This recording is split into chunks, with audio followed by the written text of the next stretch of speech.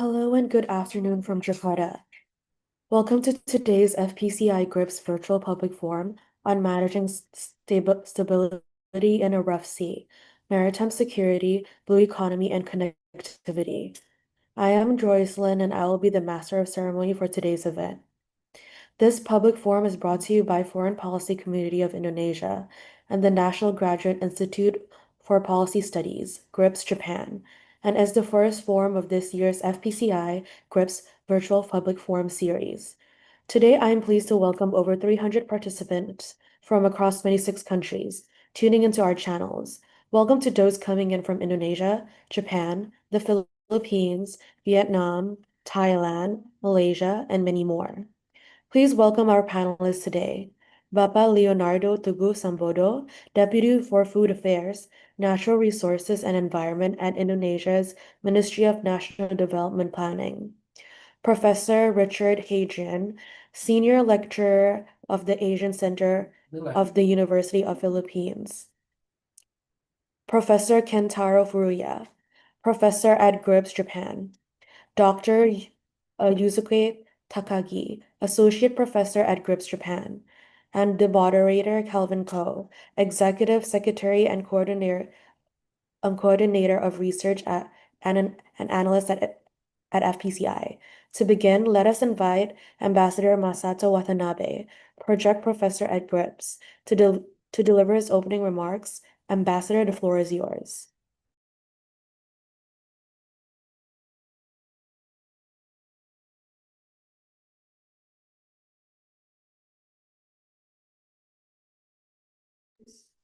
You are still muted. Sorry.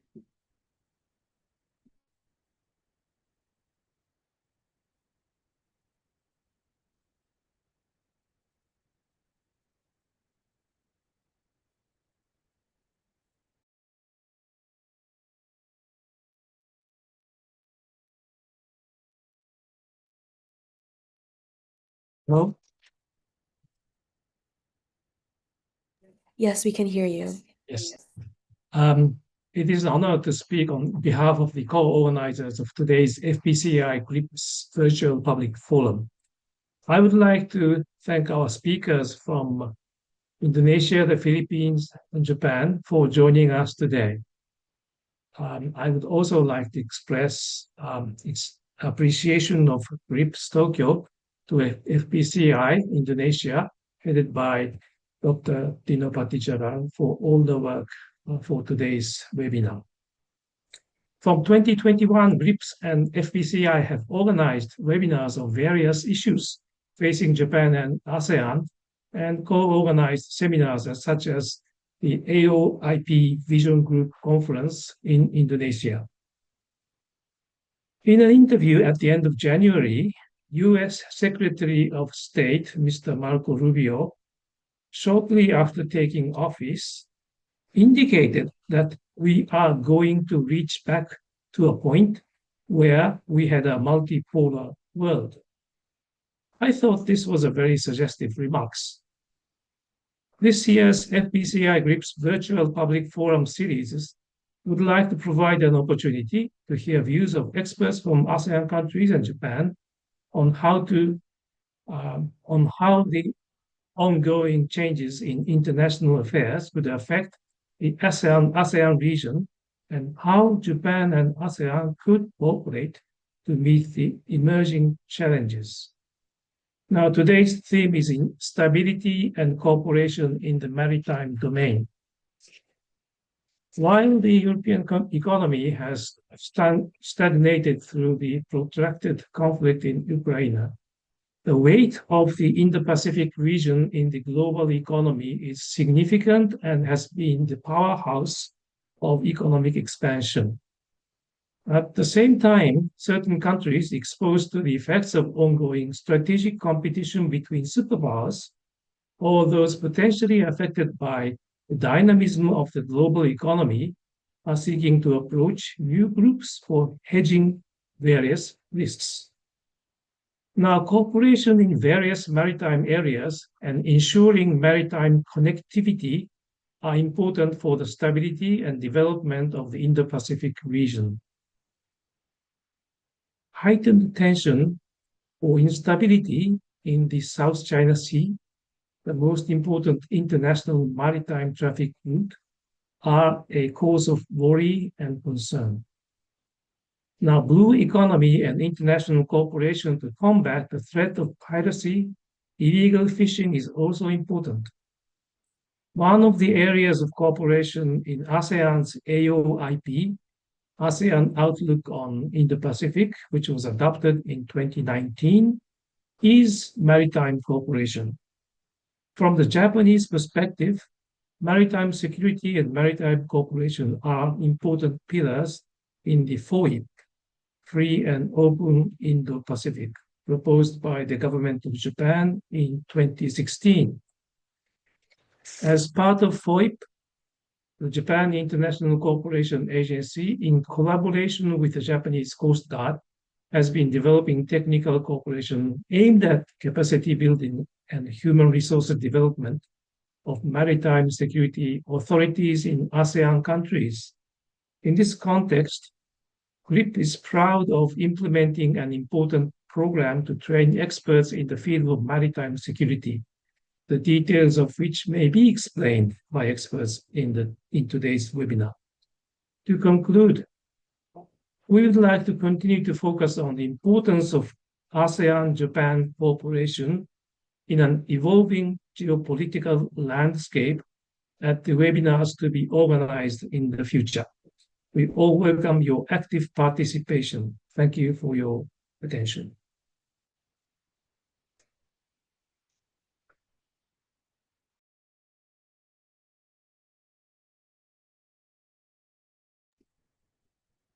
Thank you for your remarks, Ambassador. We would also like to acknowledge Ambassador Masafumi Ishii, former Japanese ambassador to Indonesia, who is joining this discussion today. Welcome, Ambassador.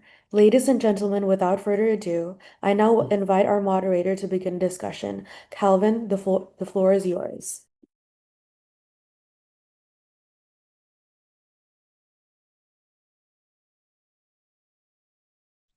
Okay, thank you, Joyce. Hello, everybody. Hello from Jakarta. My name is Calvin Ko, Executive Secretary of FPCI. Today's discussion is interesting. I'm speaking to you of audience who may or expert on maritime security. I'm not an expert on maritime security. I'm much focusing on ASEAN and also geopolitics, but when I'm trying to reflect myself before moderating this very distinguished panel, I'm thinking actually maritime security is the fundamental factor of international relation in Southeast Asia because Southeast Asia connected by waters. Even my country, Indonesia, 70% of our territories are waters. That is why maritime security is important, and that is why this public discussion will serve importance to you to help you to get more understand the state of the maritime security affairs in Southeast Asia and particularly in Indo-Pacific. This panel organized by FPCI and also GRIPS, representing Japan and Southeast Asia. Why Japan is so important?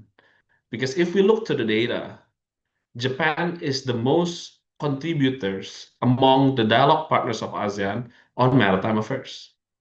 And Japan have a great interest to support ASEAN countries in managing the stability in Southeast Asia. Me, myself, have been working on regional survey since 2021, a little bit promoting. The name of the survey is Perception, uh, ASEAN People's Perception Survey, or APS. In our consecutive years of surveying the perceptions in the region, the conclusion is clear that all Southeast Asian have a common perception that the most trusted dialogue partners is Japan in all facets, particularly on maritime security issues. So Now, let's dive in to get more understanding about the Japan ASEAN cooperation on maritime security, blue economy, and connectivity. But before we get more scratch more on the corporations, we need to acknowledge and also recognize the current world order, the current world situation, geopolitics. At FPCI, we see that the world is definitely going to the new directions. People are now talking about what kind of looks like of the next world order. This is not about making a new United Nations, but this is really thinking about what are the new features of the new international order and how this can affect the within our region in Indo-Pacific, and how does this affect the regime of law? And as you know, the regime of law of the seas, and as you know, the regimes of the law of the seas is UNCLOS, and that's related part of the features of the world order we are currently living in. And to discuss all of this, I will divide the discussion into two parts. So the first part is simply talking about the trends and about geopolitical developments, and also to give you updates about the maritime security agenda, where we are now and what has been discussed and what we are going to discuss. And the second round of discussion, we're going to peel more on the key initiative and the key strategy document that has been agreed by Japan and ASEAN. With me, I'm not alone. Joining with me, we have four panelists, which later, one will join us later. The first panelist I would like to welcome is Bapak Leonardo Teguh Sambodo, Deputy for Food Affairs, Natural Resources and Environment, Ministry of National Development Planning, or Bappenas of Republic of Indonesia. Bapak Leo, thank you for joining us. And then the second speaker is from the Philippines, who will join us later, Professor Richard Haydarian, senior lecturers at University of the Philippines, Diliman. And then the third speakers joining us today, Professor Kentaro Furuya, professor at the National Graduate Institute for Policy Studies, or GRIPS.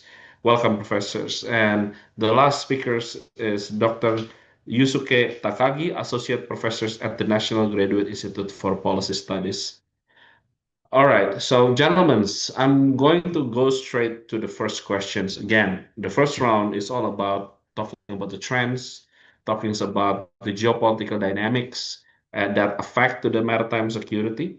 I want to take a framework of 2023 to 2026. Why I pick up the framework? It's simply because in 2023, when Indonesia chair ASEAN, there's a new announced commitment that 3 years from that year, the code of conduct would conclude it. And I think that would be an interesting timeline in the past. I will pick up that because we are right in the middle of that timeline. I'm not directly asking about the code of conduct updates because we're not discussing about the code of conduct update, but I want to ask you during that time frame, what has actually been the trend in the maritime security affairs that actually not everybody being paying watching for, and we should watching for, because if it is not, it would create another displeased situation for us in Indo-Pacific, particularly in Southeast Asia and Japan. I think the first to answer, I would like to offer the microphone to Professor Furuya, and then to Dr. Takagi and also Pak Leo. Professor Furuya, the floor is. Thank you very much. And I'd like to thank the host for inviting me to this very important and very interesting dialogue today. Greetings from Tokyo, everyone. My name is Captain Kentaro Furuya. I'm from Japanese Coast Guard, and I specialize in international law, maritime security, and Coast Guard policy.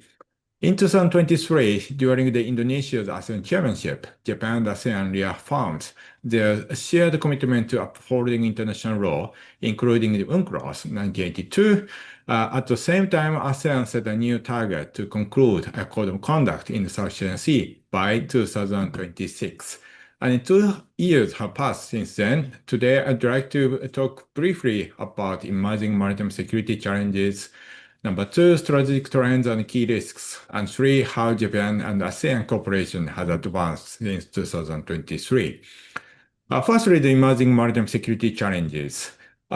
Obviously, there are three things that I need to mention. First is escalating tension in the South China Sea. Unfortunately, since 2023, the region has seen a renewed friction, particularly between the Philippines and China. Incidents such as use of water cannons near Second Thomas Shoal and aggressive maneuvers and ramming by Chinese maritime assets have triggered regional alarm. And then somehow connecting to the first things, second is expansion of brazen activities. We are witnessing increased use of maritime militia and Coast Guard vessels instead of naval forces. These activities fall below the threshold of armed conflict, but are highly coercive. They often exploit legal ambiguities in international law, particularly the law of the sea convention, highlighting the limitation of the current legal regime. Thirdly, relating to the code of conduct. Although ASEAN and China have agreed to conclude the code of conduct by 2026, substantive progress has been limited. And the COC, the code of conduct, as currently envisioned, would merely reaffirm existing international law without adding any enforcement mechanisms at all.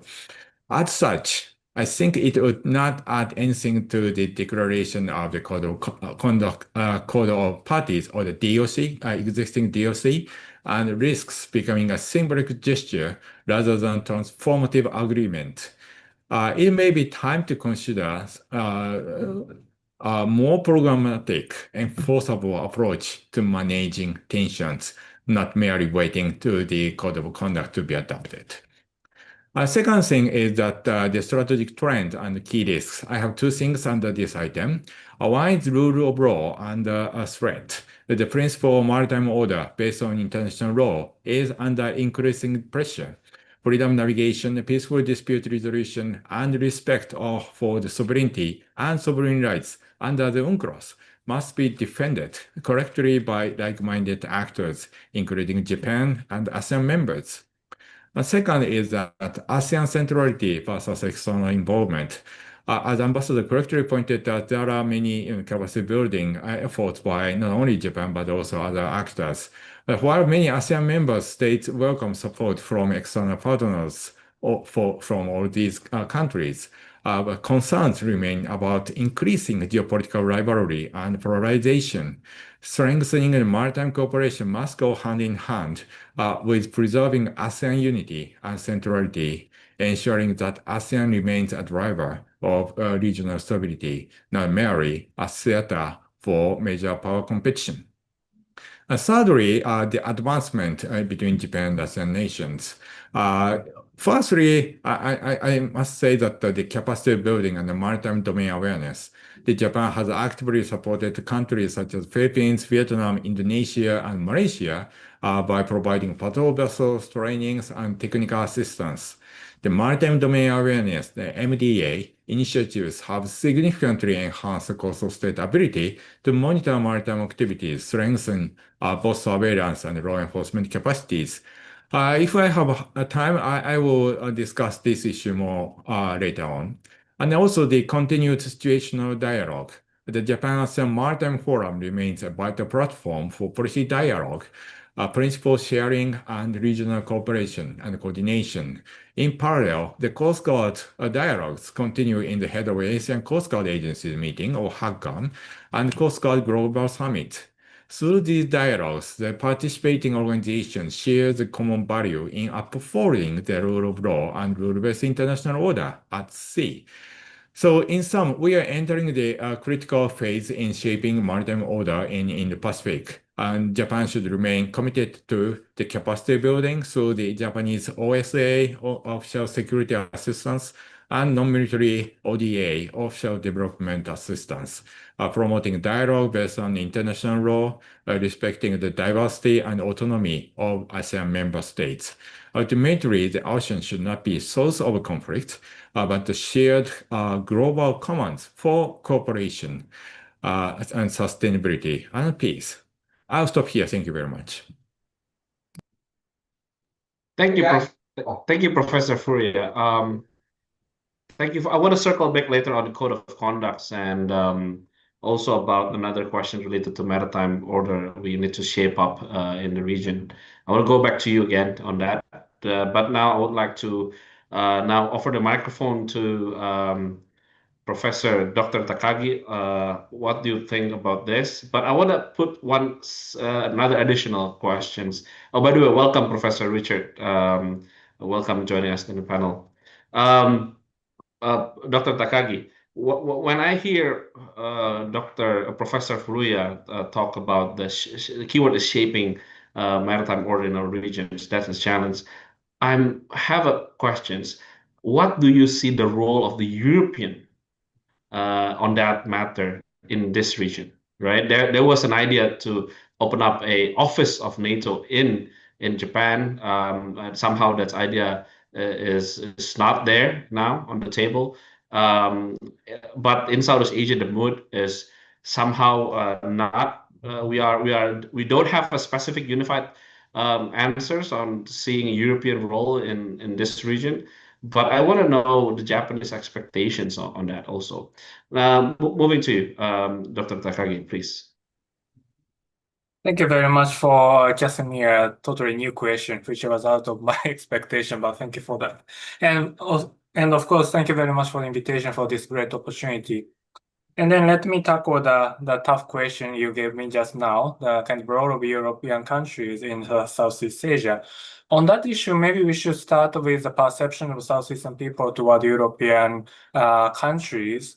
Yeah, as a Japanese, we are so happy that many people maintained trust on the Japanese kind of presence in Southeast Asia. But next to Japan or sometimes European country had a better performance when it comes to trust among Southeastern countries. So in a sense, Europe has kind of asset in terms of a kind of social dimension. And from European side, it's very interesting to see the kind of overlapping interest on the concept of Indo-Pacific region, which is different from Asia-Pacific. And now EU has Indo-Pacific vision, and several individual European countries have Indo-Pacific strategy or Indo-Pacific guidance. The name is a bit different, but the very clear thing is that they are very much interested in this theater. And two reasons. One is, of course, assertive actions by the Chinese. And another one is, of course, economic opportunity. As Indonesia claimed when Indonesia was the chair, ASEAN is the epicenter of growth. That's so true. And so two things. One is a crisis, a kind of challenge, security challenge. Another is economic opportunity. And because of two different issues, they are very much interested in. So the challenge, or maybe the things we should think harder, is how to use this opportunity to maximize their interest in this region, not only security, but also economic collaboration. Because when it comes to the accumulated investment in Southeastern countries, actually European countries have lots of presence in this region. This region means East Asia, including Northeast Asia, Southeast Asia. And people are looking at kind of number one trade partners or number two trade partner, that kind of competition. But for that kind of statistics, I really want to highlight absolute number of the trade and the investment. Actually, absolute number of trade and investment increase. So in this context, number one or number two is one of the issues we should pay attention to. Another issue is that actually this kind of the competition of the trade and investment happen in the context of growing Asian economies or Indo-Pacific economies. So there are many places where we should think about kind of deepening cooperation between or among like-minded countries. Here we may think about the kind of rule of law or value who we are sharing together. So in that sense, maybe European countries have a bigger role than we expect usually. So that's my response to your kind of question. And then if I may go back to the original preparation, but actually Furia-sensei covered most of the things. And now I thought I might cover something about the Philippines, but now Professor Hedarian is here, so I will not talk about it either anyway. So now I just want to talk a bit about capacity building and maritime domain awareness issues, because here, by the way, unfortunately, I'm serving as a Maritime Safety Security Policy Program of GRIPS. And in this program, this year, we will celebrate actually 10th anniversary of this program. And this program is a special program for maritime law enforcement officers. And so far, we have almost 80 alumni from Indo-Pacific, many Indo-Pacific, 10 Indo-Pacific countries, not only from Southeast Asia, but from South Asia. And we accept the students not based on the kind of criteria of the priority of the country or something, but we prioritize the quality of the applicants. So based on that, we have many candidates from South Asia, Southeast Asia, and the more we manage this program, the more we realize Indo-Pacific is a kind of interconnected regions now. And we are sharing the similar issues, similar challenges, like especially non-traditional maritime security threats, including IUU fishing or maritime accidents like oil spills, or also kind of how to manage maritime agencies, because we have so many maritime agencies in one country, and how to overcome bureaucratic red tape is also a kind of common challenge of those who are working in these agencies. And these are common challenge we are considering, and we are learning from each other. And for the last 10 years, we are so fortunate to work with these people. Our students are not the students from the college, but actually these are the officers of the law enforcement agency. So they know actual issues in their office. And in this experience, we realize that we are really sharing a similar problem. And actually, problem is really good to see the opportunity, because sometimes we tend to talk about opportunity too much, but actually problem is a kind of driving force to work together, because there's no choice. The problem is acute, so we have to work together. And maritime issue is really a good area to think about cooperation, because maritime border is, of course, legally speaking, there is a boundaries, but physically speaking, it's almost impossible to cut the relationship at the maritime border. So we have to think about collaboration. And in that sense, capacity building is a very good opportunity to think harder about cooperation among countries in the Pacific region. Maybe I'll stop here. Thank you very much. Thank you so much. Thank you so much, Dr. Takagi.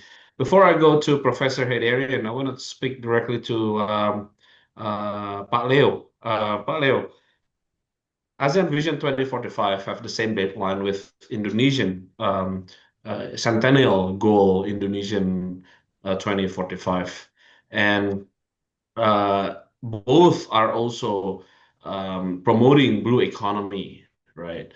And Indonesian economic development definitely have implications to the region development. And please tell us what are the key priorities of Prabowo administration in the next 20 years that should have regional support and should have dialogue partners' attention or even support as well, to make sure that we achieve the target that has been laid out. Paleo, over to you. Thank you. Thank you for the opportunity from FPCI and GRIPS, and to share with you that during our within the Indonesia National Medium-Term Development Plan from 2025 until 2029 under the President Prabowo Subianto term, he has laid out one of the national priority, which is National Priority 2, which covers about the issue on how Indonesia can strengthen the state security defense system and encouraging national independence.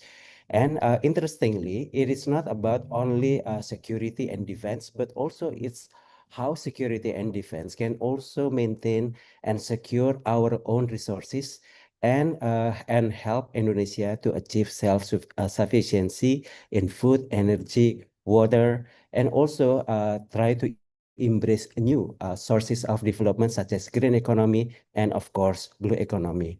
And for that, Indonesia has also introduced Indonesia Blue Economy Roadmap 2023 until 2045 with the hope that our coastal and marine resources can be sustainably managed and secured through a knowledge-based blue economy to create social economy prosperity, ensure a healthy marine environment, and strengthen resilience for the benefit of current and future generations. So it means that we are not only thinking about now, but also we are thinking about the future generation with the hope that every sectors that we have, such as established sectors in capture fisheries, aquaculture, marine-based manufacturing industry, trade, transportation, maritime logistics, maritime tourism, can also be complemented with emerging sectors such as renewable energy, biotechnology and bioeconomics, research and education, and of course, marine ecosystem conservation and services. We hope that by developing blue economy, this can secure Indonesian welfare and also maintain our security because we also think that our security depends on how we can create welfare for our people. And for that, of course, we are going to develop many things. And right now, we are going to focus on how we can attract investment, expand our collaboration, and promoting emerging sectors by creating new opportunities not only for Indonesian businesses, but also international businesses to collaborate to improve our added value from our resources and for the current development is that we just yesterday launched, for example, our Ocean Center together with the UN network, Compact Network, with the hope that we can promote security, safety in our business, particularly in the ports as well as in the connectivity, in the shipping, with the hope that we can improve not only competitiveness, but also secure the safety and to make sure that this industry can also transform our transition to a more sustainable businesses. And we also work together with ASEAN community on how we can promote blue economy. And this is based on ASEAN declaration during the 38th ASEAN Summit in 2021 about ASEAN leaders' declaration on blue economy, which become the basis for us in ASEAN to develop ASEAN Coordinating Task Force on Blue Economy. So the initiative from Indonesia has been also echo the initiative at the regional level, particularly in ASEAN, on how we can create a blue economy as one of the source of growth for ASEAN. And for that, this will be this year will mark the second year, particularly the third year on how we have been working together with the ASEAN members in promoting blue economy. And Malaysia this year will host it the second ASEAN Coordinating Task Force on Blue Economy, and also the third ASEAN Blue Economy Forum, with the hope that we can strengthen the enabling blue economy factors such as infrastructure, institutional setting, cooperation and capacity building, as well as sustainable investment and finance. We hope that by working together, we can also promote blue conservation, blue science, technology, and innovation, as well as improving our blue priority sectors. And the principle that we work on is on how we can not only use blue economy to create value, but also to promote inclusivity and sustainability. And with regards to maritime security, we hope that by working together, the concept of blue economy in ASEAN, in Indonesia, including in Indonesia, and also maritime security, we hope that there will be an interdependence and promoting cooperation among ASEAN nations, with the hope that by fostering economic interdependence, we can create more welfare for ASEAN members, and hope that this adverse in another way can support a better maritime security in ASEAN. So I will stop there, and maybe let's continue for another discussion. Thank you, Paleo. Paleo, three of speakers have spoken, and three of the speakers, including you, talk about a collaborations, but also rivalry context. There's a rivalry context, geopolitical tensions, but you also mentioned about collaborations, working together, outreaching to investors on the blue economic context. And like Dr. Takagi said, we need to maximize the opportunities while we're having the tensions in the regions. My question to you, Pak Leo, um, I want to know your opinion, right? Not a Indonesian government opinion, or if you may also speak on behalf of the government.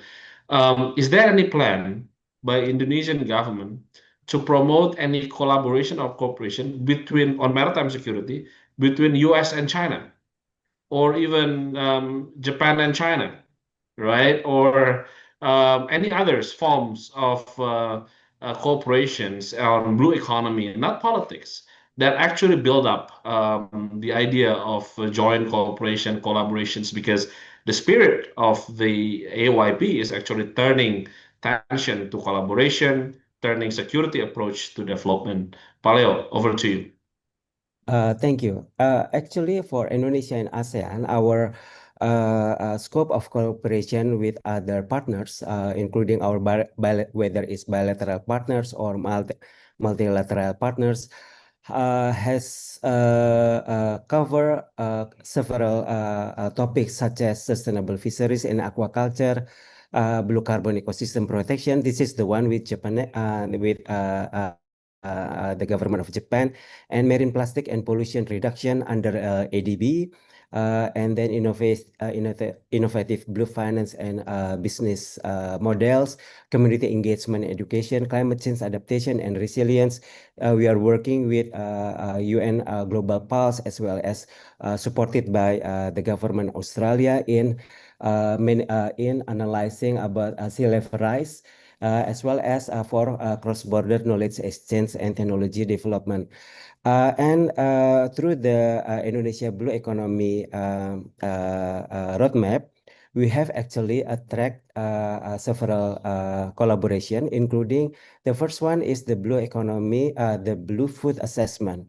We are working together with area, as well as with the EU delegation in Indonesia, and also with Stanford University and a private consultant company supported by Bill and Melinda Gates Foundation, with the hope that Indonesia can later on has a good basis on how it can develop blue food, as it is relevant for Indonesia as the largest archipelagic country in the world.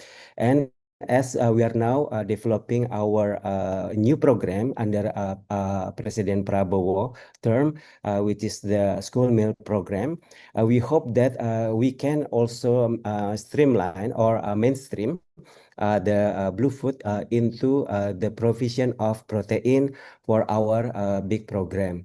And we do have some collaboration. For example, I also take up at the ASEAN level.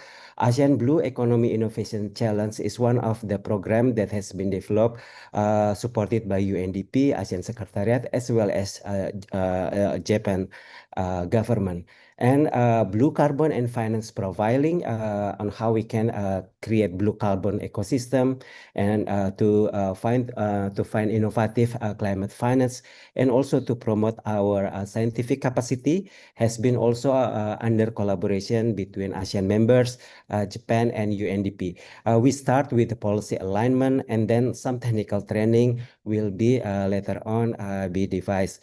And Sea Blue is also launched under collaboration between Indonesia and also UNDP, and there is also part of a portion of Japan support, particularly in constructing new fishery ports, markets, and cold storage facility in small islands, but very rich in capture fish such as in Morotai Island and Saumlaki in the eastern part of Indonesia.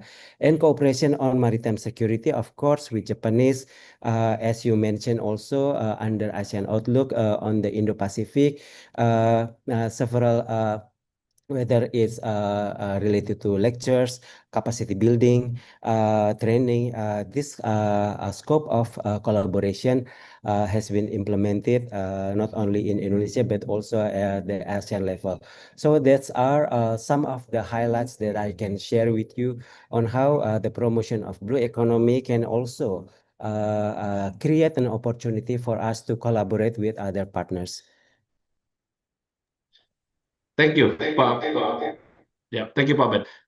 Thank you, Pak Leo. And I'm glad to learn that there are some cooperation that has been laid out by Pak Leon that actually a 1+2, right? Like area EU and then with Indonesia, in that format, which I hope later, Pak, it could be later, the two would be China, Japan, China, US, or even EU with China or even with India. And this collaborations could even create more CBM development, which I hope so. I will turn back again to you on the development, but now I would like to turn the microphone to Professor Haydarian. Hello from Jakarta. Prof, long time no see you in Jakarta. Hope to see you in the CIFP this year again in Jakarta. Now, I want to go straight to the questions that always you have been answering in TV or even in many interview. It's related to 3 points, and I want you to try to sum up. So number one is next year, the context is Philippines will chair the ASEAN, right? So you will be in the chairing table, and next year is the deadline for the conclusion of code of conduct. So I've been talking many in Jakarta, even in Kuala Lumpur. You know, it would be extended anyways, but the deadline is good for making people just come and talk, at least to continue the conversations. And the second point is in Kuala Lumpur, the AMM that they had just concluded. There's an open debate between Manila and also Beijing in the AMM, and the Wang Yi argues that you cannot go to the arbitration if you are not exhaust the legal instruments that has been laid out even in UNCLOS, and it's not exhausted from Beijing perspective, but you go directly to arbitration. That's why we cannot accept that arbitration. That's from Wang Yi's points that I watching or even following in Kuala Lumpur. And the last points that I want to ask you is about the Philippines' expectations on really maritime security. I know the focal point is on China, but do you see other factor other than China actually that become a Philippine concern regarding the stability in maritime domain in the South in ASEAN? I would say. Over to you, Professor Hederi. Thank you very much again for that. Well, not too many questions, and my apologies for joining you a little bit later than usual. As you can see, I'm still inside a studio for podcast, so I just had to transition, and I'm glad I clarified the time zone was Manila, not Jakarta, because we have a 1 hour time difference. So again, my apologies, but I think I caught enough of your earlier discussions to hopefully make sense in the broader sense of the panel. Well, first of all, I mean, maybe I'm not directly answering your questions per se, but let me put it this way. So the other day over Twitter, I got a lot of reaction when I posted this diagram that showed the countries that supported the Philippines arbitration case against China. Well, actually, I'm replying to you already.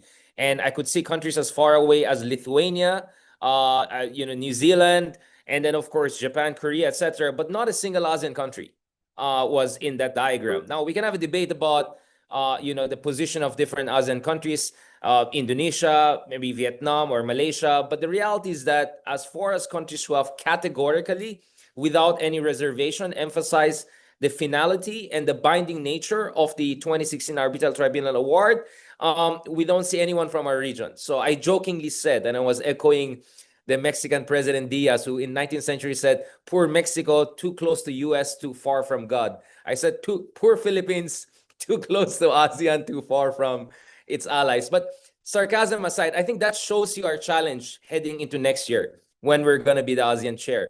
Because I think the challenge there is we have to obviously emphasize that, we feel alone, we feel strategic solitude, we feel we're actually being gaslighted, that sometimes we are seen as a troublemaker when in fact we're the one holding the line or at least calling things out. But at the same time, we cannot impose our position on the rest of ASEAN. We have to respect what is the median position in ASEAN, if not the mean position in the ASEAN. So finding that kind of balance, that Goldilocks balance, will be difficult. But our new foreign secretary, because we had a reshuffle in our cabinet recently, Secretary Manalo will be heading out to head our UN mission, and likely our mission once we join the United Nations Security Council as a non-permanent member soon. The new foreign secretary, she has been in charge of our bilateral consultative mechanism discussions with China. So she knows how to deal with China, including these very sensitive deals we had. So under one of the deals we did to make sure things don't get out of control, for instance, we have this kind of a notification mechanism whereby, if we're going to resupply our troops or folks in the West Philippine Sea or South China Sea, kind of will tell China just to make sure there's no crazy misunderstanding, like what happened last June when one of our servicemen lost his finger and there was a melee. So we have a very, I would say, capable person in charge of our DFA to deal with finding the difficult Goldilocks when it comes to ASEAN chairmanship next year. So don't worry, we're not going to impose our position on you and expect the rest of ASEAN to be with us 100%. But hopefully, we're also not so alone sometimes, as we feel, to be honest about this. I don't speak for the Philippine government. I speak as a Filipino who actually cares and loves ASEAN and feels quite frustrated, to be honest about it. I was at one of the ASEAN meetings earlier this year in Kuala Lumpur, and I haven't heard even a single mention of what's happening between Philippines or China, or any critical statement towards what's happening in that part of the world. So, but what makes the picture more complicated is in the past 3 months alone, I've been in probably 6 or 7 capitals in Europe. And one of the issues I keep on raising is, the concept of rules-based order is really coming under question from all different quarters. So while we have our European friends telling us in Asia, hey, support us on Ukraine, a victim of aggression, I think rightly so, many in Asia are asking, what about you guys? You guys, what have you done when there was an unprovoked unilateral attack against a Middle Eastern country recently? What are you doing about the catastrophic humanitarian situation in Gaza right now? Just a few hours ago, Syria was just bombed, right? Their defense ministry was bombed. So I think we're in this very troubling situation whereby no one has moral ascendancy, or we're entering this kind of moral relativism that really undermines the rules-based international order in ways that I think is not good for any of us. We're all middle powers, whether you're Japan, Indonesia, or Philippines. We don't want the rule of the jungle. We want a rules-based order. And my fear is there's just too much hypocrisy and double standard for anyone to say that we are champions of rules-based order with a straight face.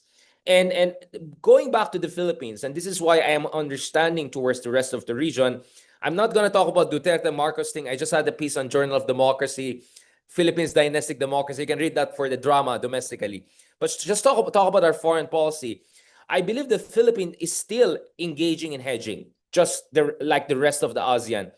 But it's 50 shades of hedging. So if Cambodia is on one extreme, we're on the other extreme. I don't think we have fully aligned with the US against China in a new Cold War sense. But we may go in that direction if we feel that things are not moving in our way or things are getting crazier.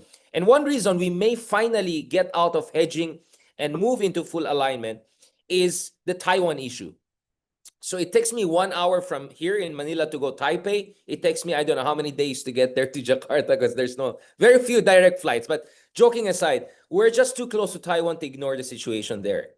And in the past 2 years, you have this emergence of this trilateral, I call it JAFOS so that it rhymes with AUKUS, Japan, Philippines, US trilateral framework. And as we speak, there's more and more track 1.5.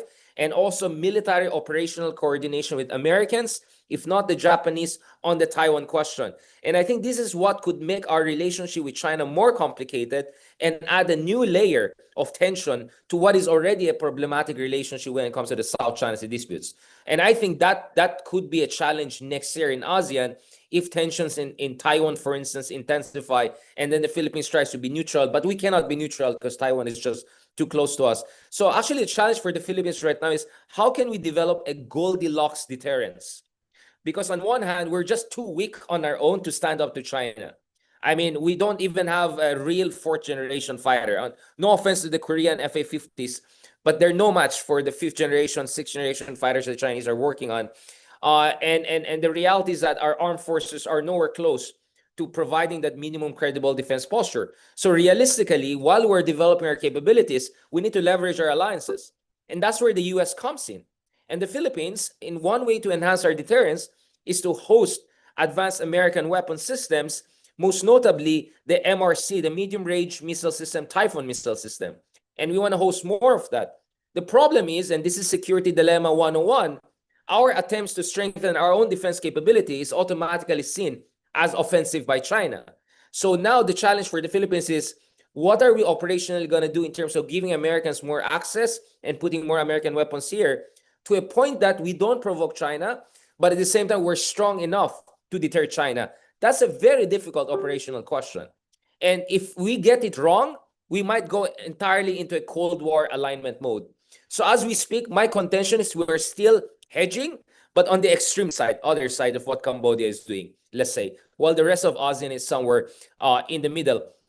Now, I think the challenge also for the Philippines is that we do opposite of what Theodore Roosevelt advised. He said, speak softly, but carry a big stick. Our problem is that we speak loudly, but we have a very small stick.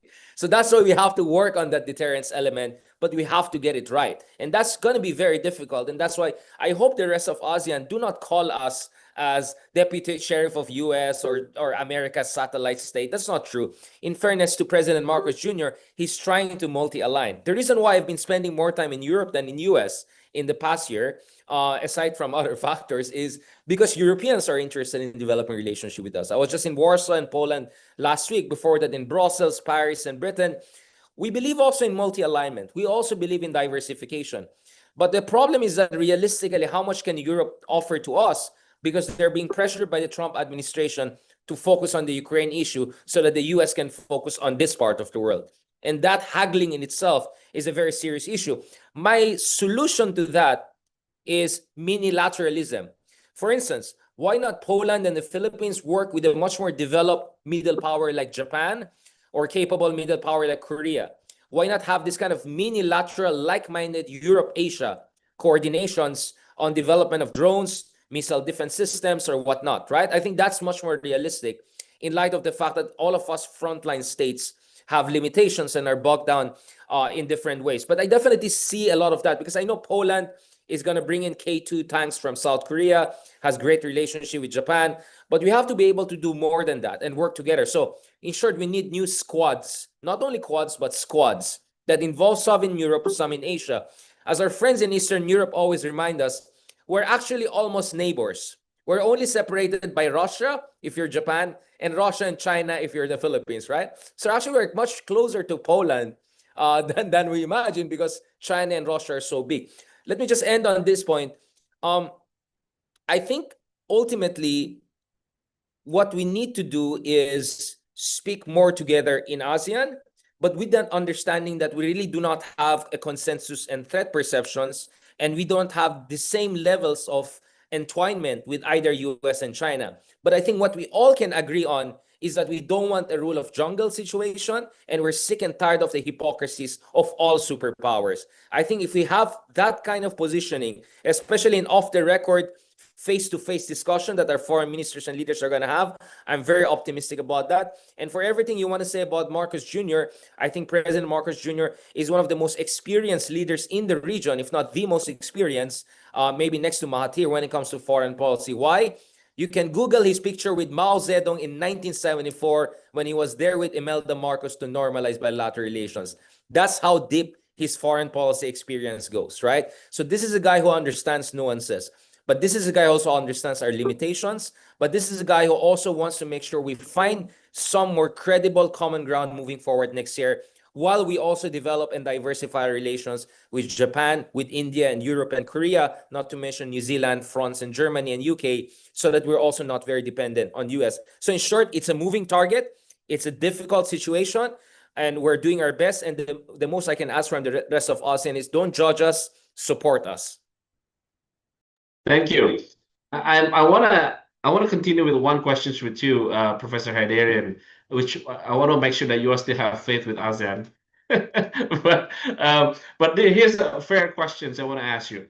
You know, Philippines is the founder of ASEAN, right? And I talked with the ambassador. So there's a so one of your secretary, I forgot her name, but she were there as the clerk during the 1967 declaration in Bangkok, right?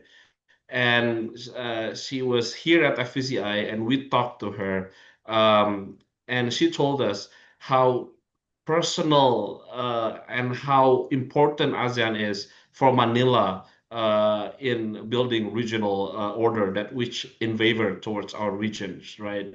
And how personal relationship is actually deliver a lot in making sure the stability in the region. And you have mentioned also your president experience and exposure to foreign policy.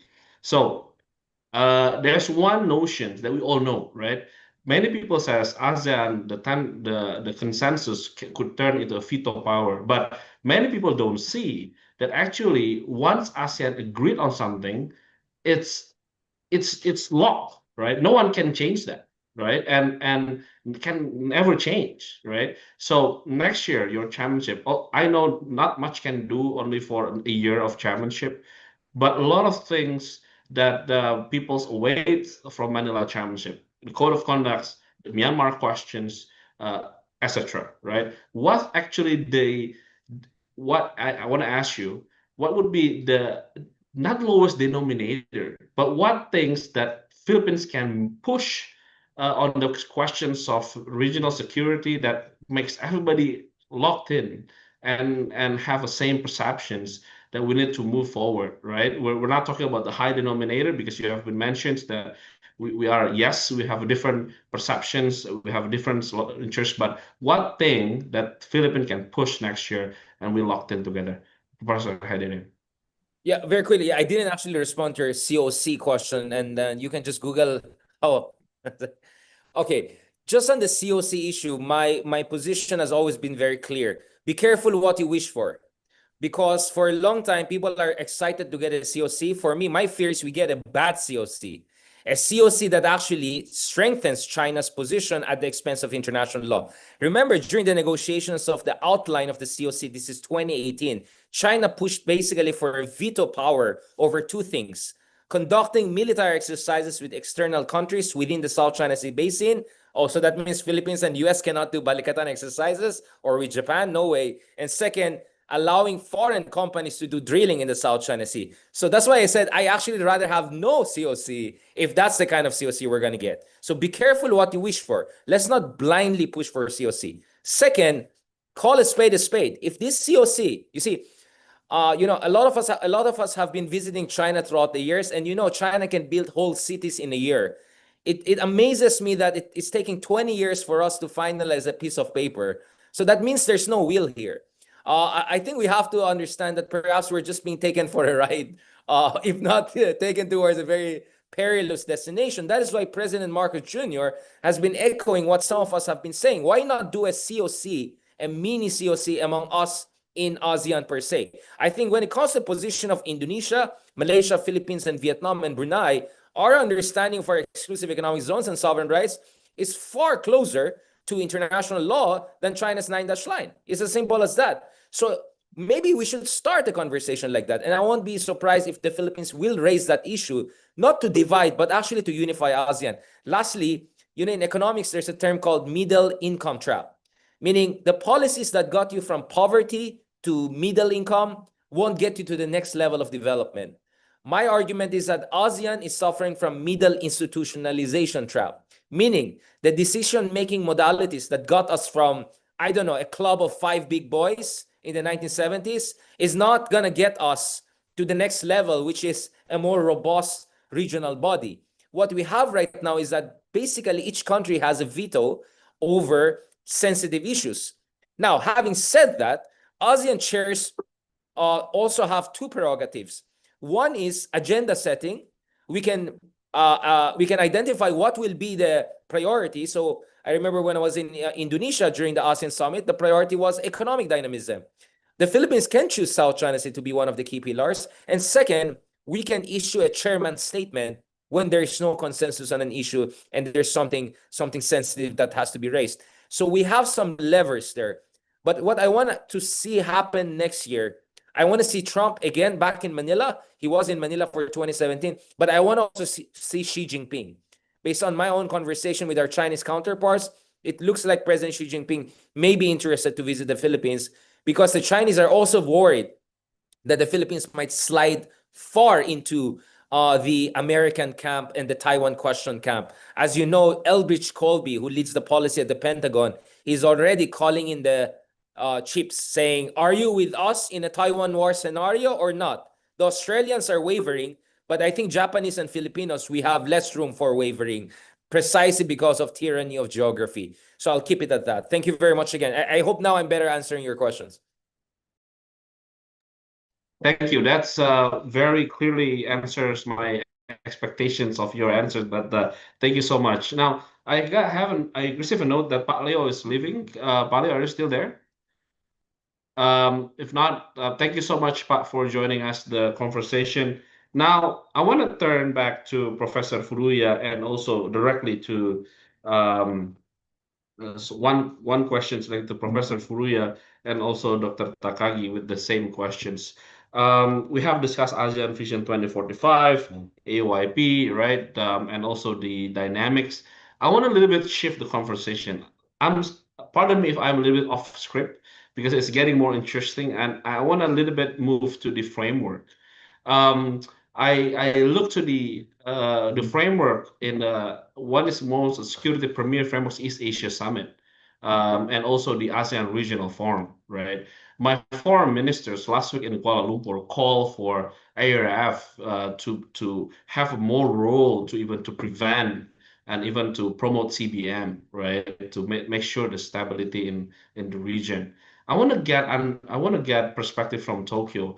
How do you sense or how do you see that the EAS and ARF should adapt, right? And as you know, the EAS is the only forum outside the UN when you can see the leaders of the US, Russia there, all the dialogue partners there sit down together and when ASEAN in driving seat. And Professor Haiderin, I also want to pick up your question. I want to pick up your brain.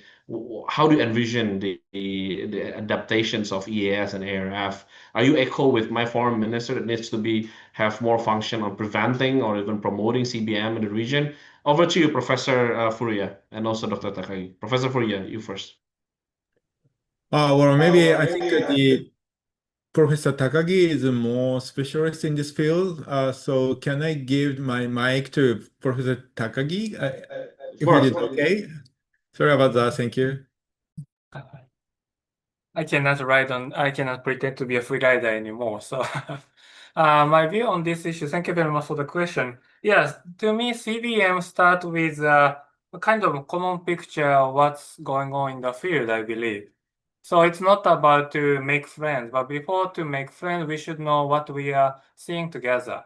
And what I'm saying that we should share, we should enhance maritime domain awareness when we want to emphasize the role of the ARF or EAS. And in line with that, I want to go back to what the Philippines is doing for the last 2 years, which is called Transparency Initiative. And some say because of Transparency Initiative, Chinese behavior became very much rude, but actually the opposite is the case. China enhanced their activity in the EEZ of the Philippines before Philippine government changed the policy, whether they disclose information or not. And what changes here is actually Philippines change the policy, whether they disclose information or they just consume the information internally. And that's a choice of the government. And this choice was possible because of the enhancement of the MDA capacity of the Philippines. If you think about the 2012 in the Philippines, Scarborough Shoal, actually Philippines sent a vessel, but it's almost impossible to monitor what's going on in the field. And actually Philippines sent a vessel, therefore China criticized the Philippines to militarize the situation. But now Philippines has Coast Guard vessels, and in addition to the Coast Guard vessels, they have now, even Prof. Hedarian is not satisfied, but you have now jet fighters, which you can deploy to the South China Sea. So air capacity has been enhanced, and thanks to that, we have a better picture on what's going on in the field, in the ocean. And we should share this kind of information together before starting confidence building measures at the ARF or EAS. So I do believe we should disclose information as much as possible, and then we should share how evaluate the situation. And that's quite important. And that's a question maybe Philippines can raise to ASEAN friends, whether you want to disclose information, what China is doing in, say, Natuna or say in Lukonia Shore in Malaysia. And that's the thing we should discuss, maybe we should discuss at EAS. Like, for instance, Japan disclose information, what China is doing at East China Sea. And the way they disclose information may be something a bit different. Maybe Filipino way is more colorful than the Japanese way, but the information you can get is almost similar. And this kind of basic information should be shared before talking about confidence building measures. That's my response. Thanks. Thank you so much. Professor Furia, do you have something to add on this? Well, if I may, in order to cut or develop the CBM or the confidence building measures, not only the kind of the practical operational issues like information sharing or through the MDA, or so on and so forth, but also it is necessary to maintain the dialogue among Coast Guard agencies or even the Navy, and also the joint exercises, joint patrols. Those professional experience will cultivate further in terms of the confidence among nations and institutions. And in terms of the MDA, well, it is based on the information sharing. However, due to the technical or the administrative or even the commercial issues, the information sharing is not really easy as it can be sound. So we need to talk about this issue or what is the bottleneck and then how we can solve these issues in order to find the best way to, for the confidence. And well, the joining the seminars, human resource development is another issue. Not only the practical issues, but also the thinking about what would be the best solution from the past examples, the past cases.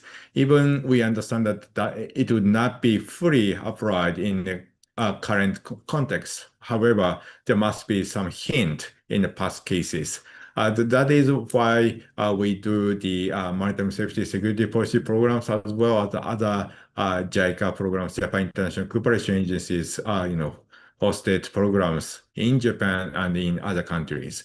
I stop here. Thank you very much. Thank you so much, Professor Hadarian. I want to add another one layer of questions. I like to add up more layers and layers again, and then I'll try to circle back to the others. At FPCI, we are very close with the late Professor Hashim Jalal, the fathers of Ambassador Dino, who's championed the UNCLOS, right, the law of the seas. And there's one his idea that we are trying to keep it alive or even to continue to discuss. He's consistently telling the ideas that one point that not regulated in UNCLOS, but actually should be regulated, is about a military exercise in the economic exclusive zone. So it should be regulate about the maritime military exercise in the EEZ, right?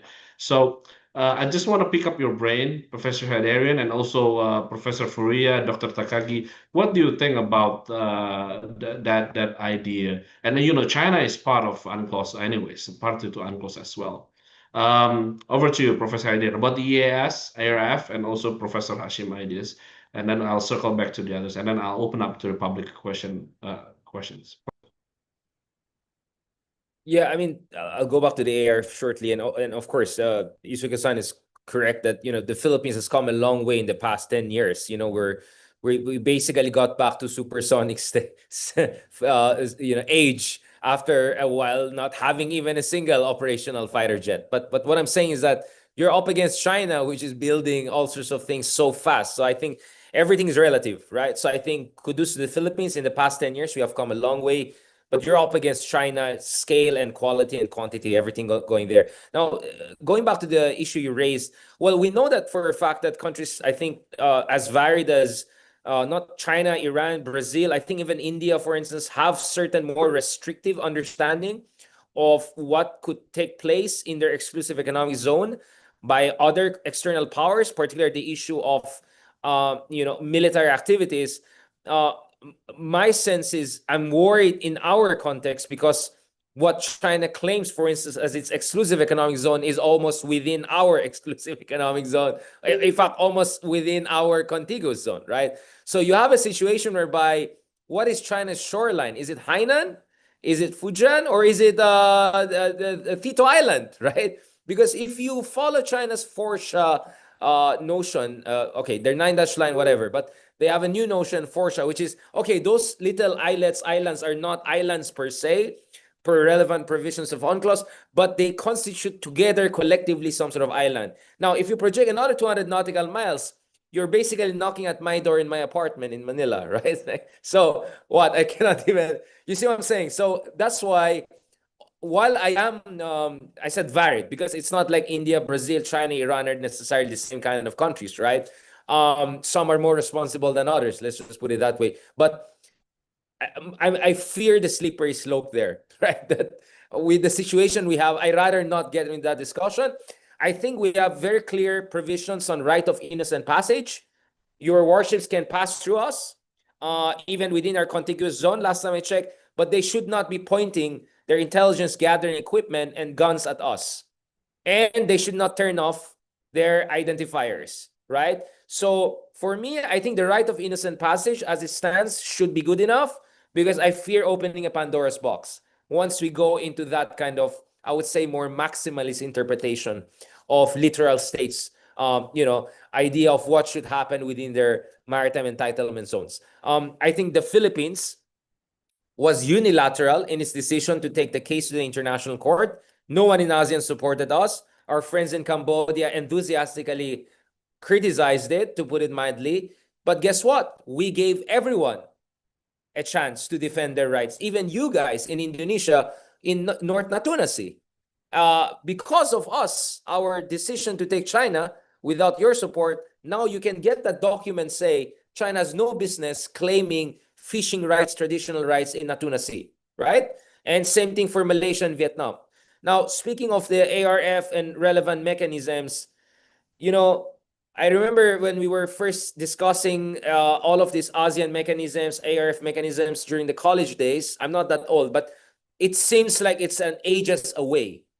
I mean, if you look at the war in Ukraine, the war between Iran and Israel, my goodness, these were almost unthinkable just 5 years ago, right? The things we're seeing today are just so crazy that makes you wonder, how long can we keep it in our part of the world where we have even bigger militaries and economies and resentment politics, ressentiment, as Nietzsche and Rousseau would put it. So I'm very worried for our region. And my sense is, going back to my argument of middle institutionalization trap, I really think we should go big or lose home. Because if we don't level up our institutions, we're going to risk not only our exclusive economic zone and rights, we might risk regional stability and order in ways that we're seeing in Europe and in the Middle East nowadays. So maybe I'm a bit pessimistic, But I think I've seen enough in the past 3 years alone for me not to be complacent at all and to feel that we in ASEAN have to level up. The reason why probably I'm the last man who still loves in ASEAN in Manila, because to be honest, you talk to a lot of Manila-based experts, they say, forget about ASEAN, let's just join Team US or whatever. The reason is because I know how bad it is not to have ASEAN. Guess what? That's what Middle East is, right? That's what post-Soviet space is. They don't have anything like ASEAN. But it would be a tragedy if we don't live up to the moment and to the challenges of the moment. And I think that is where we are a victim of the fact that we are today mostly populated by either authoritarian, non-responsive, or mediocre leaders. Where are our great statesmen? I'm not necessarily a fan of everything Mahathir or Lee Kuan Yew or definitely Marcos Sr. said, but once upon a time, at least we had these great leaders. What we need now is great leaders and great institutions. And to be honest, both are missing, just as the situation escalates. Having said that, thank you very much for inviting me, because the reason why I always love talking to you folks in Indonesia and also in Japan is that at least there's an effort. And I think in fairness to Indonesia, from Pak Dino, Pak Marty, right? We have all sorts of brilliant diplomats and thinkers, strategic thinkers in Indonesia who are really doing their best to keep things on an even keel. And of course, the great Sir Jalal, right, who did fantastic for our region. I think the best way to honor his legacy is to continue this fight, this struggle for autonomy fight that we should have based on rules-based order, but also based on solidarity and regional integration. So in short, go big or go home, or lose home, sorry. Go big or lose home. That's the dilemma we face nowadays. Thank you so much, Professor Hadarian. You know, now I'm categorize you into a group of tough love ASEAN. I mean, you have a tough love to ASEAN, and that's good. Vitamin You say cariño for brutal. the ASEAN, right? Yeah. You say cariño brutal. I mean, Espanol, like it's a tough love, right? It's brutal, but it's love. There you go, right? Tough love ASEAN. Now, I open up to the public, and we got directly the most favorite ambassador at the time, I think today in Indonesia, Ambassador Masafumi Ishii. You got very popular. I was in the college when you are here in Jakarta, and we all know you, ambassadors. So I want to give the microphone to Ambassador Ishii. Please, Ambassador Ishii, you can ask anything you want.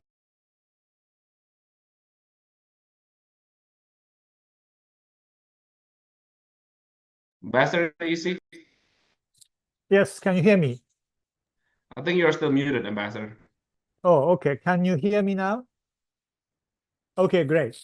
Thanks FPCI and thanks GRIPS for organizing this. And it's great to see you again, Hadarian.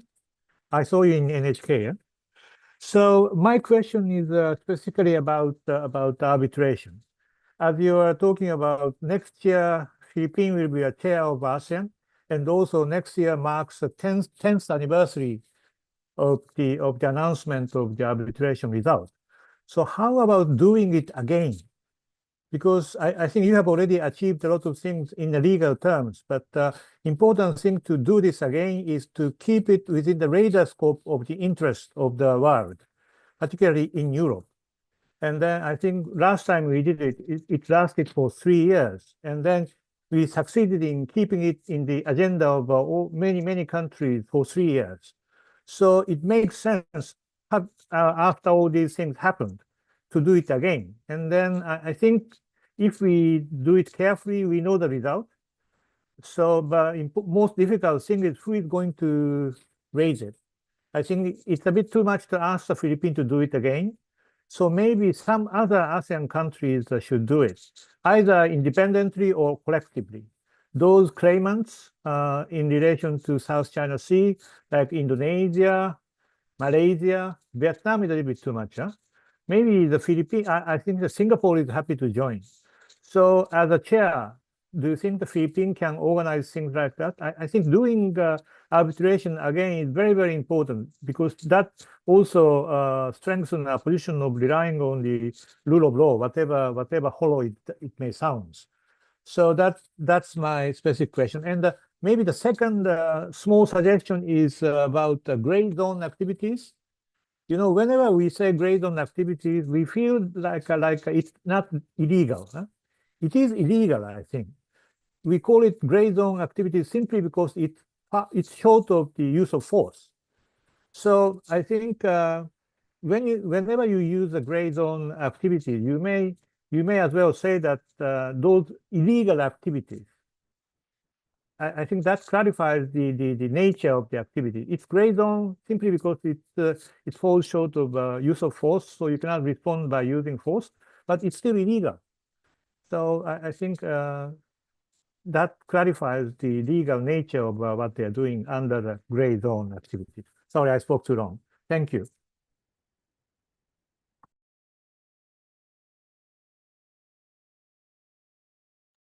I think you're on mute, Calvin.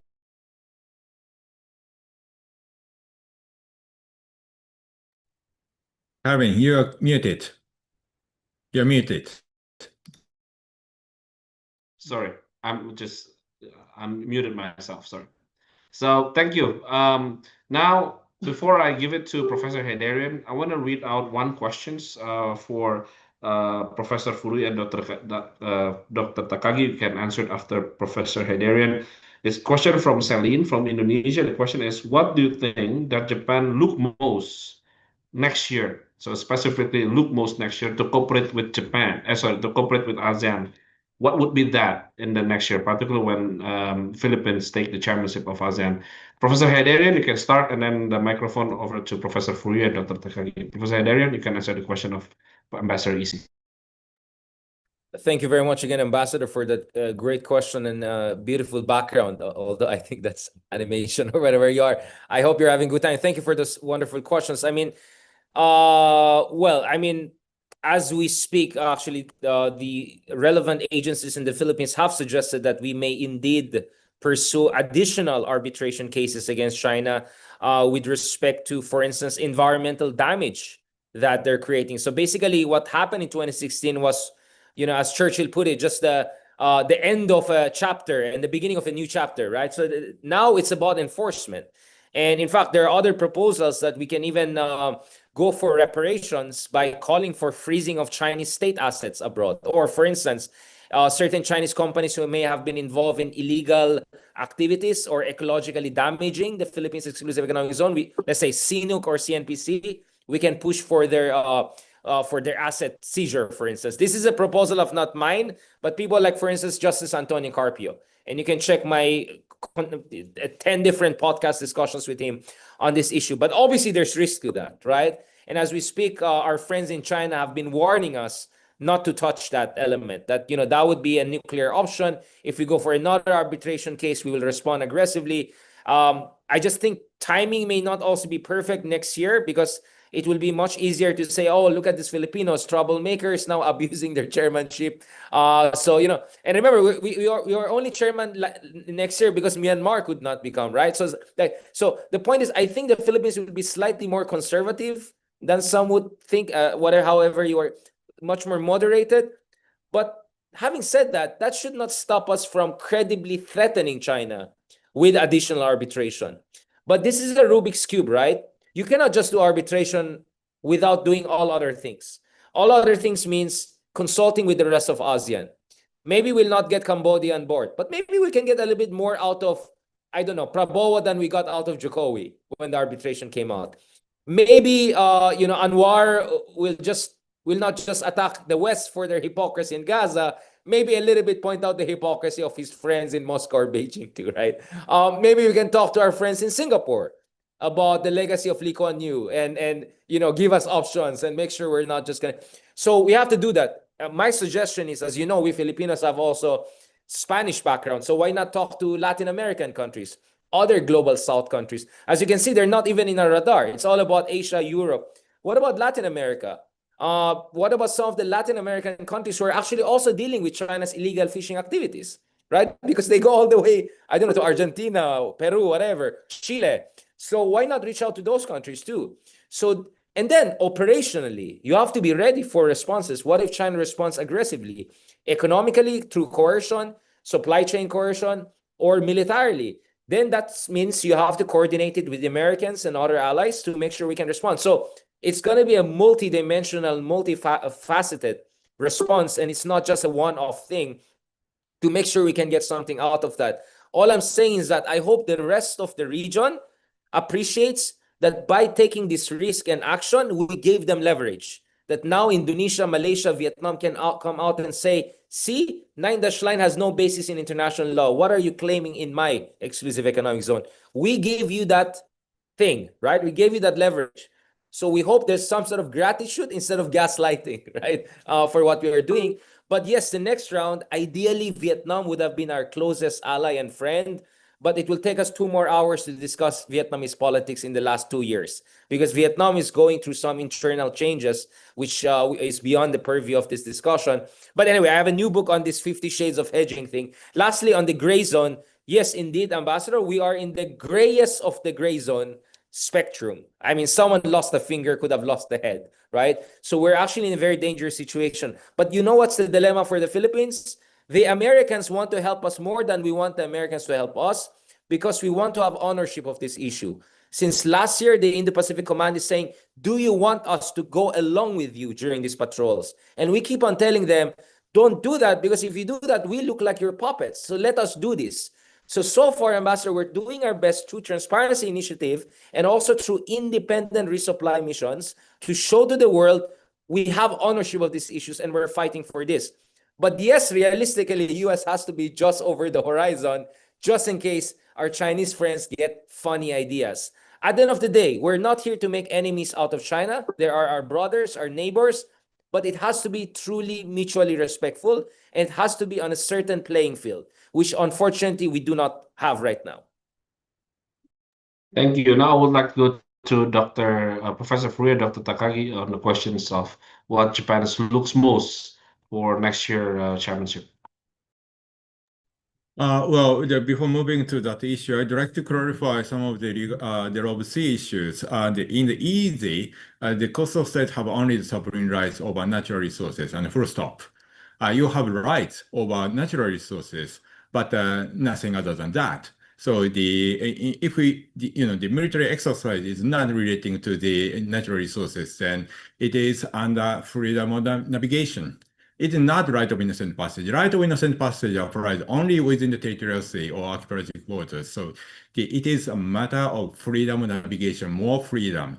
So in that case, it is highly challenging for you to demonstrate that the military exercises within the EEZ is prohibited under international law. So if you do not have a legal basis, so your claim, your argument is very weak. So you need to be very careful about that. And also but in case that the military exercises involved occupation of, even temporary, using the part of area of EEZ of other nations, then there must be kind of the dialogue, the communication prior to the military exercises. For example, the live fire drills. In that case, in order to ensure the safety of the navigation, the area is designated in prior, and then the ships are not supposed to enter into that area. In that case, there must be communication between the coastal state and the state of the flag state of the military or the warships. Other than that, the military exercises are under freedom of navigation. That is general understanding. Of course, I understand that some states are not really, the same interpretation. But if you read plainly the Rob C Convention, this is what you will read. And gray zone situation, thank you very much, Ambassador Ishii. And I'm very afraid to talk about this issue in front of you because you are one of the very specialists in this field. But we have to, again, read international law carefully. Sometimes the gray zone operation is not a violation of international law, but it is uncomfortable for the coastal state, but sometimes it is not a violation of international law. So, for example, in case of Japan, the Senkaku Islands, and the intrusion of the foreign asset into the territorial sea, and then how do they say, the stopping and then doing some other, the activities that not relating to the passage. is illegal under international law. And that is the stance of the Japanese government. It violates the right of innocent passage. However, if the Chinese Coast Guard ship just entering into the EEZ, close to low tide elevation, which is a part of the seabed, then this is not a violation of international law. And if you argue the use of force, then maybe it is threat of use of force if it is so perceived from the coastal state.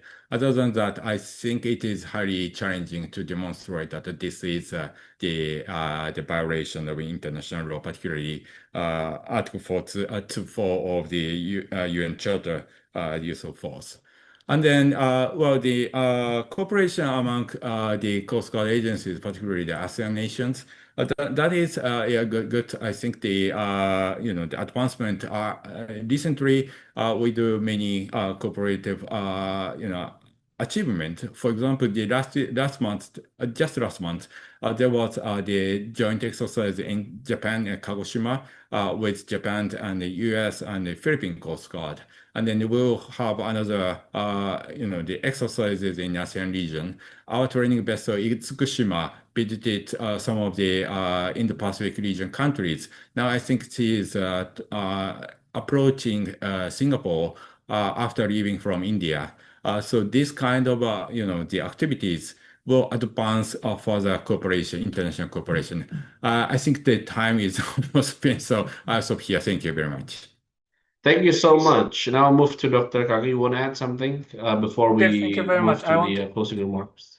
Right, I need to be very quick, but actually I have 3 points. First is Japan's expectation towards ASEAN chair of the Philippines. I think Philippines can go back to the kind of traditional promotion of rules-based order in the world. Actually, yeah, not only arbitration, actually UNCLOS itself, Philippines and Indonesia can claim the kind of ownership.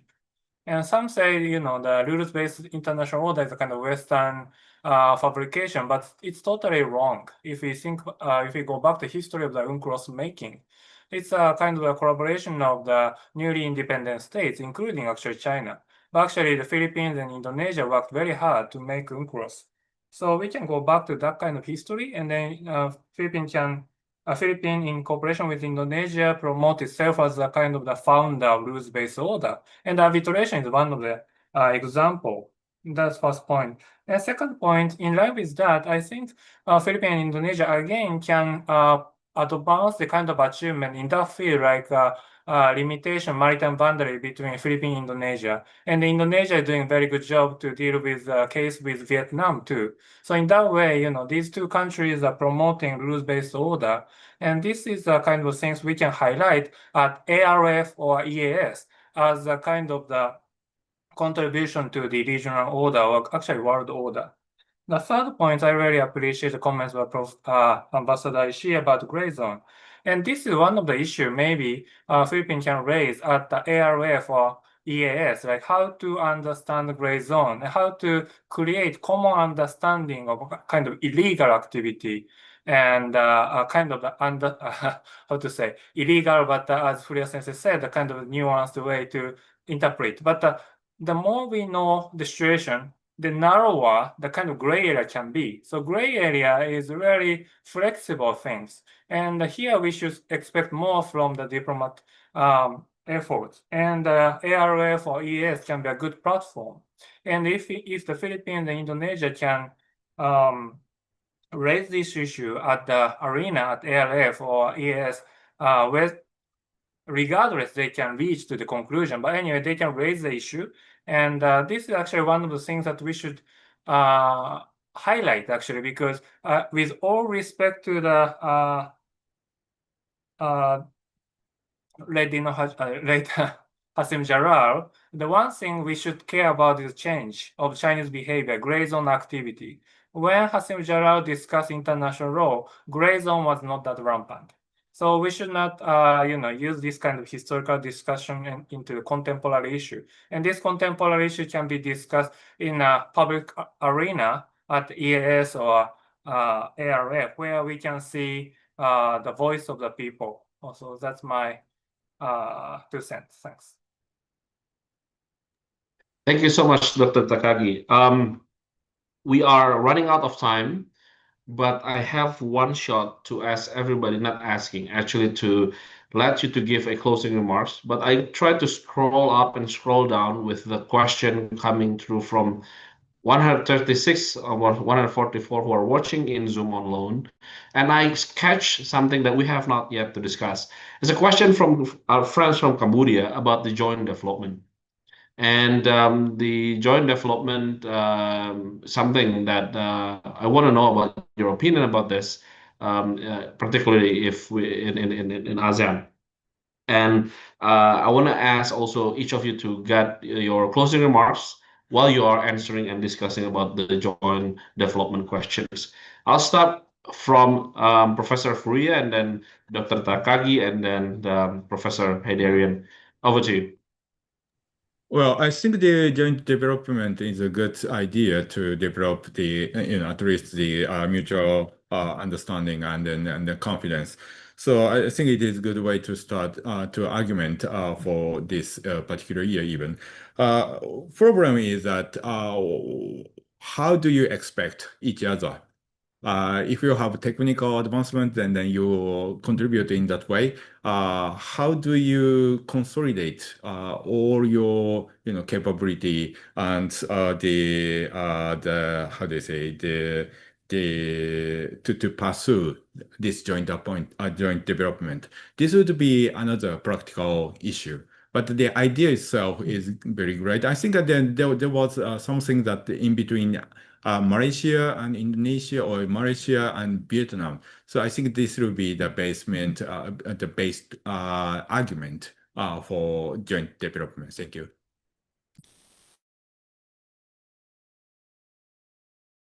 Thank you so much. Now moving to Dr. Takagi, please. Okay, now I really very quick. So 2 points. Transparency is a key to promote joint development. That's one. And second issue is about the new context to think about this kind of development, carbon neutral things. So we have to think about sustainable development. In 2 ways, we have to make the project quite open and accountable to the world. That's my response to that question. Thanks. Thank you so much. Professor Haydarian. Well, I mean, for me, it's hard to talk about joint development agreement or anything along those lines unless your boundaries are clear. So I think maritime boundary demarcation should be a priority here, and that's one thing that Philippines and Vietnam have been working on, and we have had success with you guys, Indonesia and the Philippines. So hopefully, what we also see between Vietnam and Indonesia. So we have at least some good examples to work on. But the first thing we have to do is to demarcate exactly where our boundaries overlap and where our boundaries end. And exactly that's why we needed to have that arbitration, because China's boundaries are not very clear to me. What are the exact coordinates of the 9-dash line, 10-dash line, 11-dash line? It's precisely that vagueness that actually does not help us to deal with this issue. But in the meantime, as I said, we shouldn't wait for China forever. And maybe we among ourselves in ASEAN should do that. Last thing on the confidence building, ARF and all, I'll be again honest, I think some of us want to have confidence building over confidence building. Why? Because there are trust issues.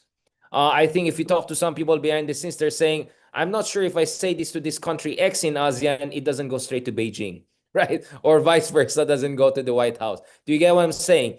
I think we're unfortunately feeling the winds of the Cold War. And that is why we need to have confidence building over confidence building, or some sort of more minilateral arrangements, perhaps, to be able to more effectively deal with that. But having said that, thank you so much again for this fantastic discussion.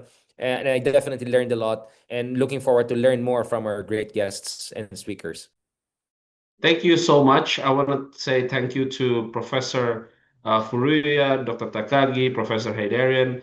I do not dare to sum up every point that they have thrown in. It's a very excellent conversation, but I want to put up some points that maybe would even be instilled in your mind.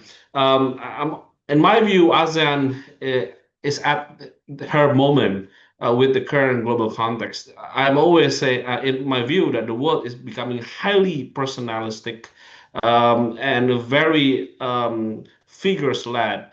And remember, ASEAN has been and always been figures-led organization.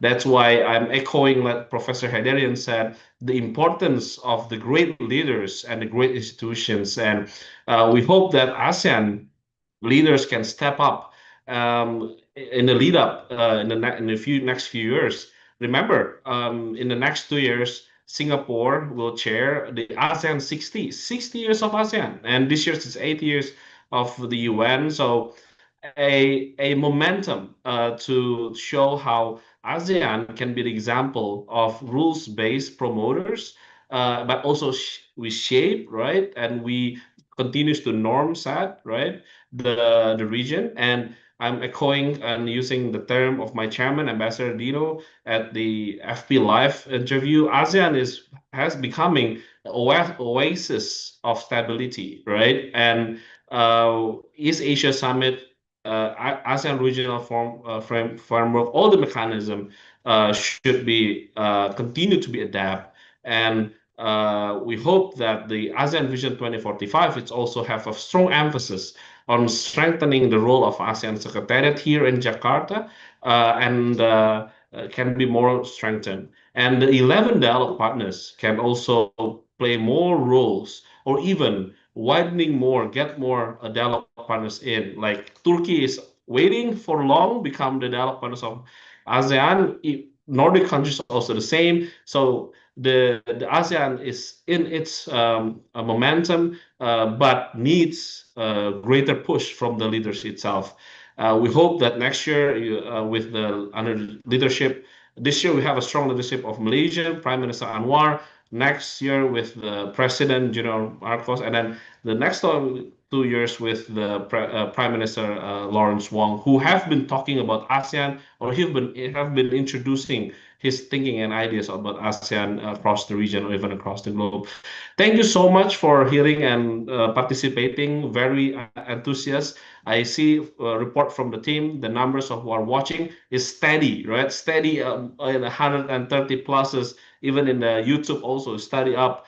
And it shows the interest in the region, and the conversation is so live.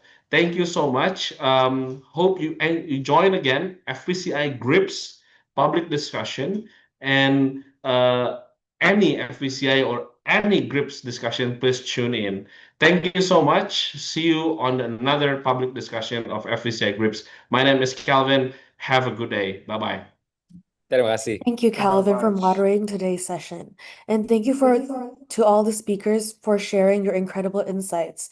Before we wrap up the event, I would like to invite the speakers and everyone for a short photo session. On my count, 1, 2, 3. Thank you, everyone. It has been a fruitful discussion, and I'm sure the audience found this session interesting and highly informative. Today's event is available for rewatch on FPCI's official YouTube channel as Secretariat FPCI. Please remember to fill in the Google form link sent in the chat box to get your e-certificate for today's forum. Thank you, everybody, for tuning in to today's discussion. You can follow our social media handles for more information about our activities, events, and programs.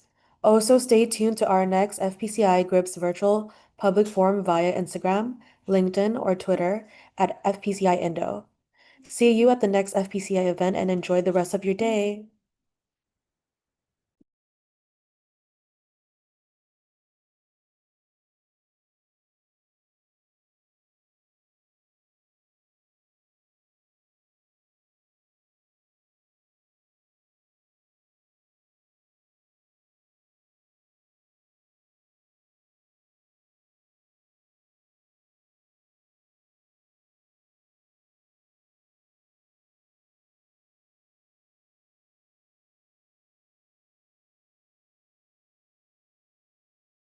Okay.